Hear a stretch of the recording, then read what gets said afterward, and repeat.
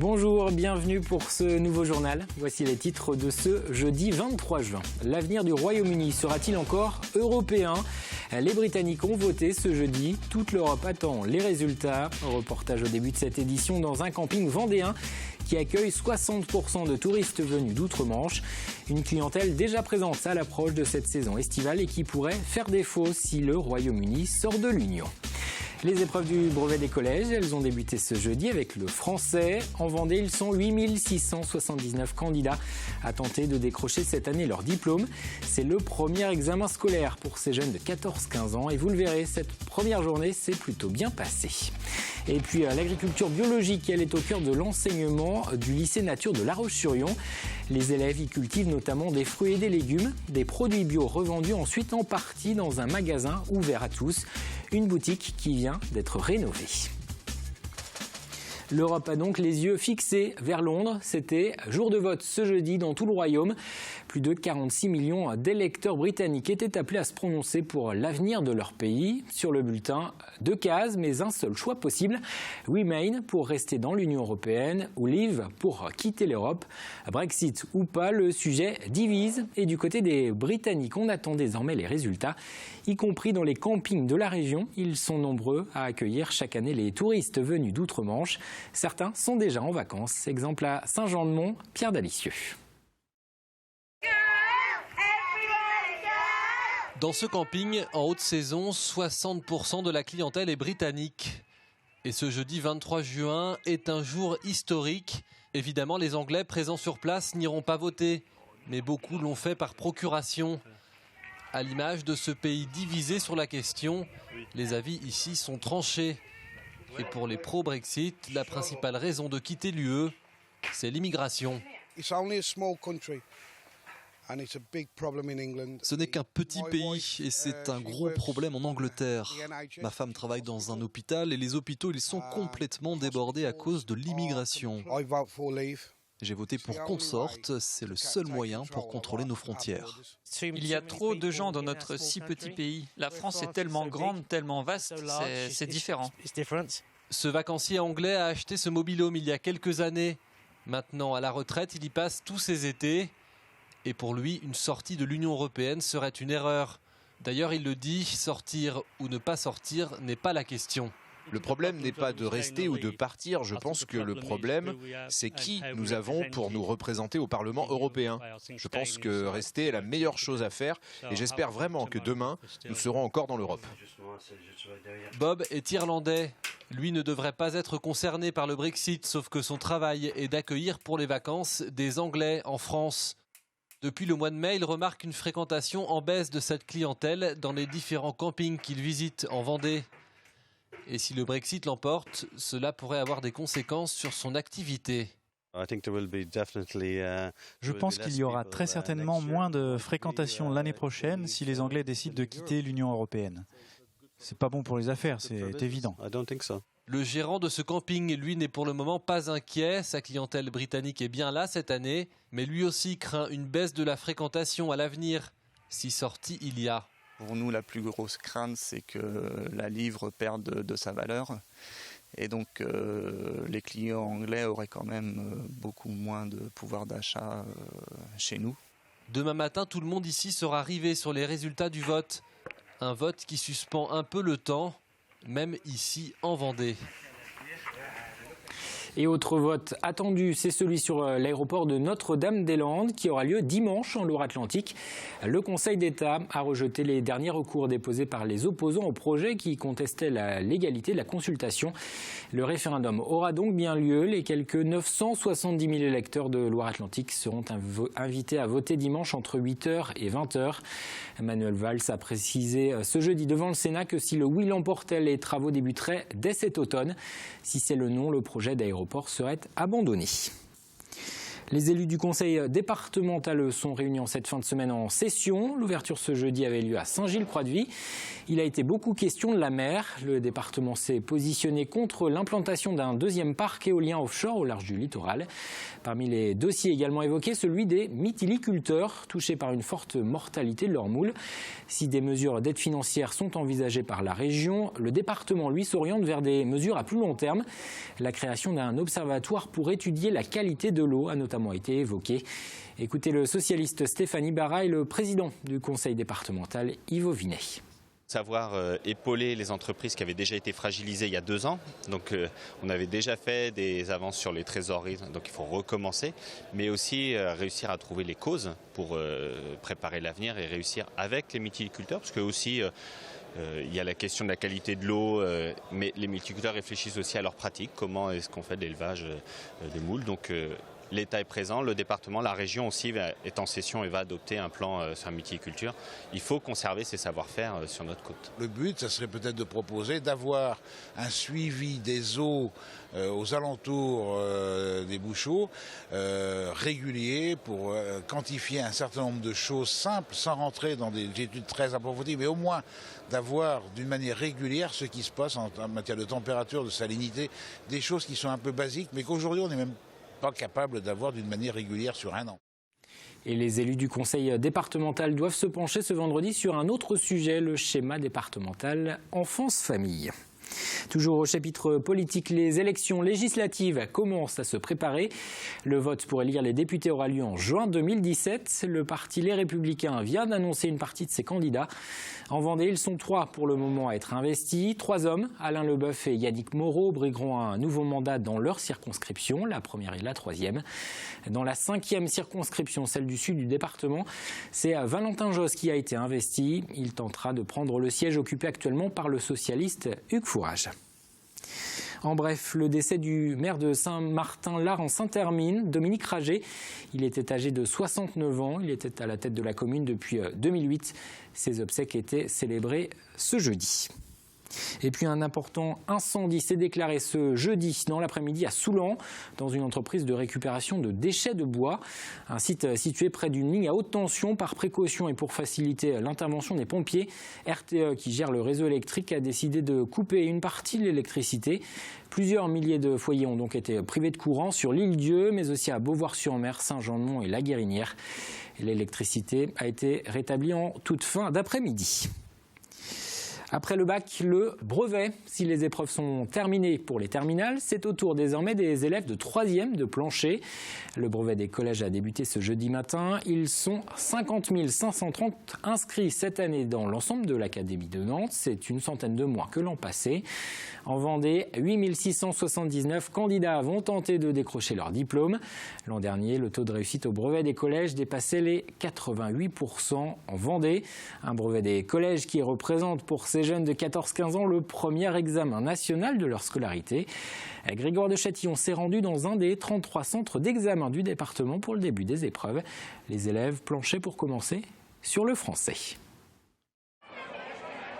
8h20, collège Antoine de Saint-Exupéry de Belvigny.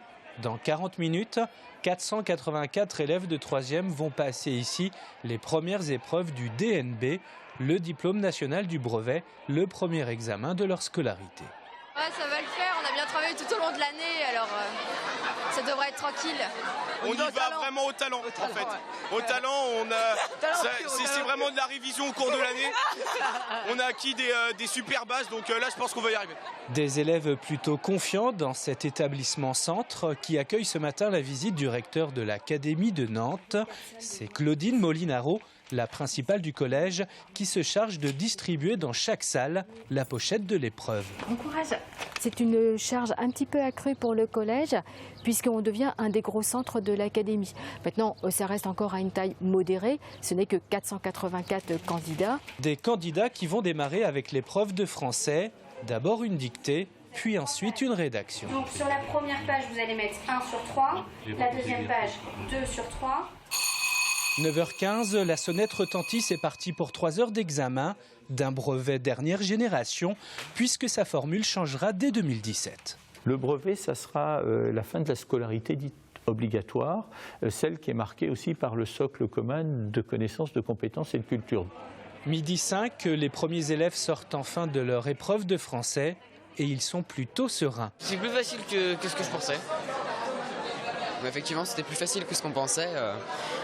C'était largement plus facile que le brevet blanc, donc je pense que ça va se passer assez bien en fait, pour la plupart des gens. En 2015, la réussite du brevet était de 86% pour l'ensemble de l'Académie de Nantes. Le collège Antoine de Saint-Exupéry, lui, enregistrait l'année dernière 93,7% de réussite. Les Français ont de l'appétit pour le bio. Les ventes de produits issus de l'agriculture biologique ont grimpé de près de 15% l'an dernier. Les enseignes spécialisées se développent, les grandes surfaces s'y mettent également, mais les produits vendus ne sont pas toujours locaux. À La Roche-sur-Yon, il existe une boutique qui allie proximité et bio. C'est celle du Lycée Nature, un magasin dans lequel sont vendus des fruits, des légumes et de la viande produits en partie sur place. Apolline Laurent. Manger bio tout en privilégiant les circuits courts, c'est le pari du Lycée Nature depuis 5 ans déjà. En 2010, l'établissement met en place une première boutique de vente directe et la voilà complètement rénovée. Dans les rayons, des produits transformés comme du sirop, du miel, des huiles et du vinaigre préparés par une dizaine de producteurs locaux, mais surtout de la viande et des légumes produits directement dans les serres du Lycée Nature. Donc là, 2 exemples, les tomates qui commencent à donner, donc c'est diversifié, une multitude de légumes.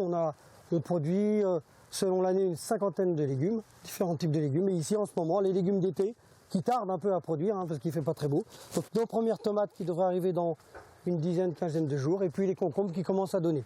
Cet atelier maraîchage, réparti sur 2 serres de 1000 m² chacune et 2,5 hectares de culture en plein champ, permet au lycée d'approvisionner tout au long de l'année la boutique, mais aussi le restaurant scolaire et quelques restaurants lyonnais.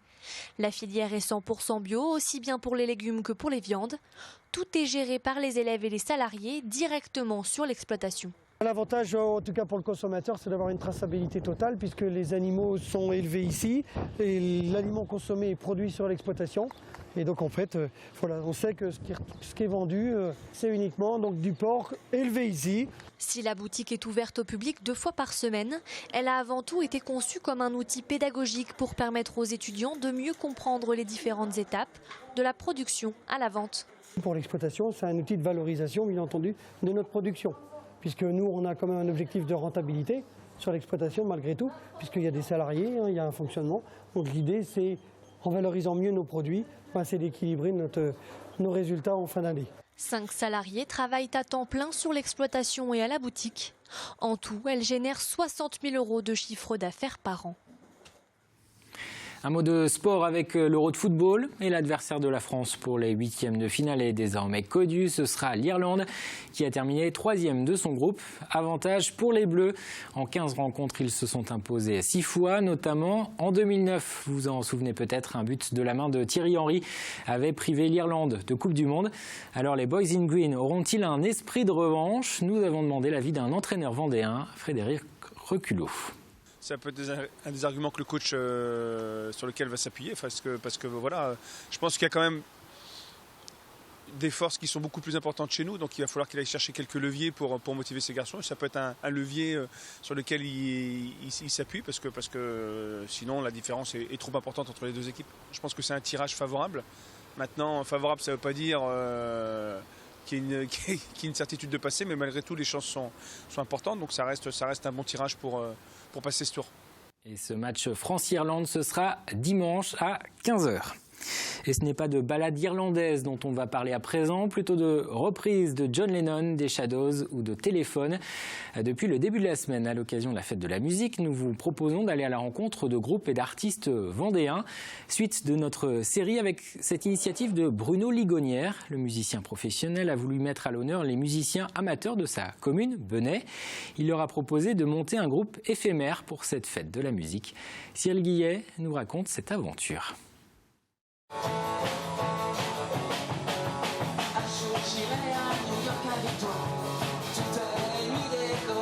Cela fait quelques semaines que les répétitions s'enchaînent dans ce local improvisé. Ce soir, ils sont 7 et à quelques jours de la fête de la musique, l'heure est au dernier réglage. J'ai percé une peau la semaine dernière à la répétition, alors je suis en train de changer. Avec le concours du centre socio-culturel de Benay, Bruno Ligonière a relancé la fête de la musique dans sa commune il y a 10 ans, avec un projet très clair. J'installe ma sono et on invite tous les musiciens amateurs qui ont envie, qui gratouillent leur guitare chez eux, et de venir carrément faire un petit morceau sur la scène. Cette année, il a eu une nouvelle idée, rassembler les musiciens amateurs de la commune et monter un groupe éphémère pour la fête de la musique. Un pari un peu fou qui a su trouver un véritable écho. C'est un groupe qui a été improvisé, comme je vois Manu, lui ça faisait 2 ans qu'il n'avait pas touché la batterie, il s'est remis à la batterie, puis la batterie c'est comme le vélo, ça revient tout seul. Tous ont pratiqué ou pratiquent la musique chacun dans leur coin. L'invitation de Bruno est une véritable opportunité pour ces passionnés, à l'image d'Yvon qui a ressorti sa guitare. Je joue souvent tout seul à la maison et puis là c'est l'occasion de jouer tous ensemble. Et puis l'important aussi c'est d'être présent sur son village, comme Bruno le fait renaître. L'important au moins que le shérif du village, on va dire, participe aux festivités. Voilà.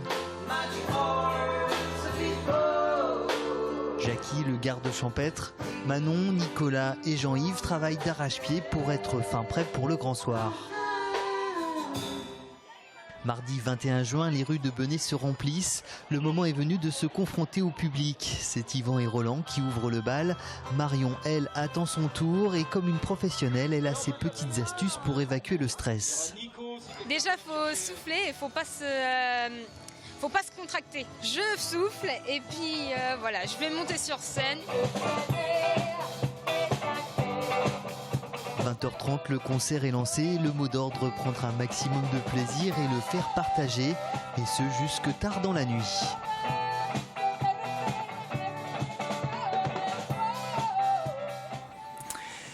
On termine avec un mot de la météo. Quelques passages nuageux, mais dans l'ensemble, ce sera plutôt ensoleillé ce vendredi. Les températures sont en légère baisse. 15 à 16 pour les minimales. Il fera 20 à 24 pour les maxi. Et on se quitte justement avec ces images du retour tant attendu du soleil. Images webcam de l'abbaye de Maizet. Demain, c'est Apolline Laurent que vous retrouverez pour le journal.